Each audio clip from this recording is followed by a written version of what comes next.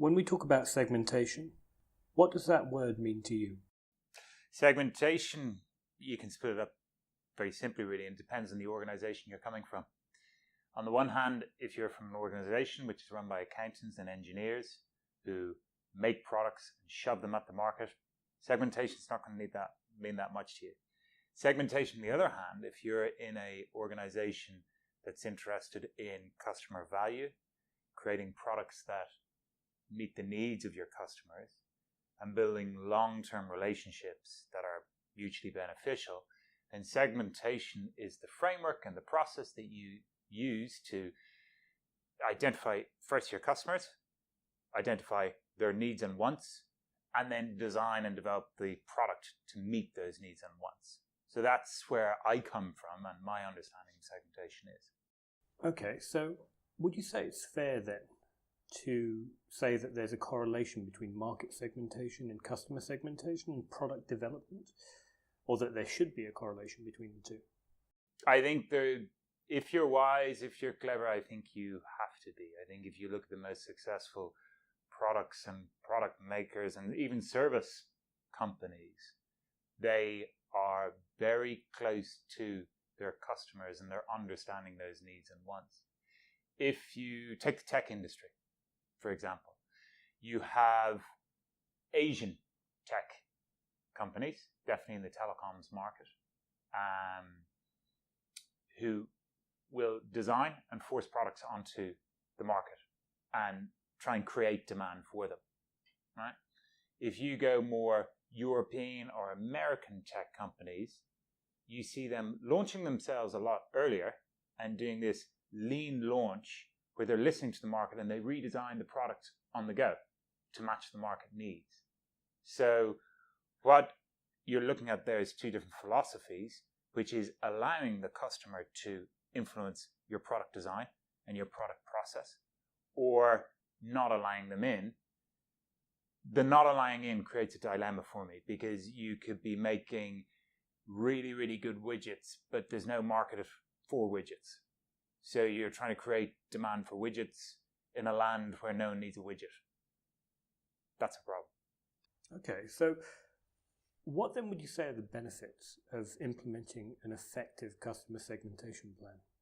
I think the benefits, like there's many benefits to a company, but you need to have the full board of a company and all managers behind it. So if you take it from the top level, if you are sitting on the board and if you have good market intelligence, which is segmenting the market, it will help with your investment decisions. It will help with your forecasting. It will help you know roughly how many products or how many units that you're going to sell. So if you look at Dubai, where there's several big property companies who are all competing across the market with various product types, I would want to be sitting on the board going, what is my competition doing? What type of units are they selling? What type of market do we think they're going after? What is the revenue coming into the market like? What are wages like in the market? So how many units do you think that we can sell this year or this quarter? Now, that's where segmentation is very strategic, very helping me run my business, helping me run my cash flows, helping me run my finance side of my business. The second bit is in the product development bit, which is what does the market need? What's lacking there? But also it lets you test as an engineer or a product person. I've invented this piece of technology. What does the market think about it? Where does it fit in the market? Like some of the best things we see coming to market are accidental products. Like, the selfie sticks.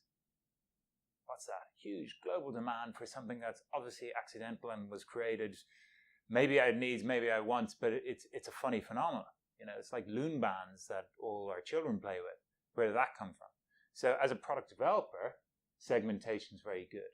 As a marketeer, I think it should be obvious because you're getting to the consumer, understanding the needs, wants. It helps you with your price, your promotion, your place, your sales channel, the content for your campaign. So segmentation can work across an organization, but it provides different pieces of information and informs strategy, product design, marketing, campaigns, sales. There's an interesting concept there around the traditional view of segmentation, which is very much about inclusion, defining the characteristics that draw people into segmented groups. And then, in contrast, the idea of exclusion, which is a more modern methodology and looks to chip away at your customer groups, to find that core audience that will be buying your product. What are your thoughts on those two ideas, inclusion versus exclusion? I think it might sound strange, but I think exclusion is very important because you need to have a look at it from the terms of a business. Now, if I am a Procter & Gamble and I am selling shampoo, and shampoo is below, it's a 5 dirham shampoo, right? Or it's a mass product. I'm not going to spend loads of time segmenting, and I probably have the cost efficiencies that I can offer my product 3 for the price of 1, and I can make money via volume, right? If I move further up, like I'm selling an Apple iPhone, or I'm selling a more sophisticated product, I think the argument can be made that you want to be looking at exclusion. Because if your goal as a business is to get to know your customer, service your customer, and build long-term relationships that benefit both parties, you want your customer to be completely happy and understanding what they're buying into before they actually purchase your product. Therefore, exclusion is better. Because I would make the argument, they buy your product, but in the post-sale period, you spend so much time servicing them, so much time trying to make them happy, and they're never going to be happy, that as a business, you're wasting time and money and effort that you could be using that resource elsewhere. Now, in today's market, we've got so much technology like Salesforce and HubSpot that we know who's engaging with our brands. We know the conversations. We know who's interested coming onto our website and even to the piece of content and the stories they're engaging with. We can track that engagement all the way through the sales channel, right? So you have a good argument there for exclusion because you're narrowing down the people who are going to buy, but it goes back to the 20-80, the Pareto principle. 20% of the people are going to make up 80% of your revenues. So go down for that 20%, focus on the 20%, and use the tools that you have with an exclusionary segmentation strategy as opposed to inclusion of everybody. That's just my thoughts. As a closing point then, what do you think the 3 key components are when looking to implement a segmentation strategy? Number 1, analysis. Understand what is going to satisfy the company. So look upwards to the board. What would they like to see from a board level? What's going to give them value? Right. Secondly, what do your operations and product people need to know?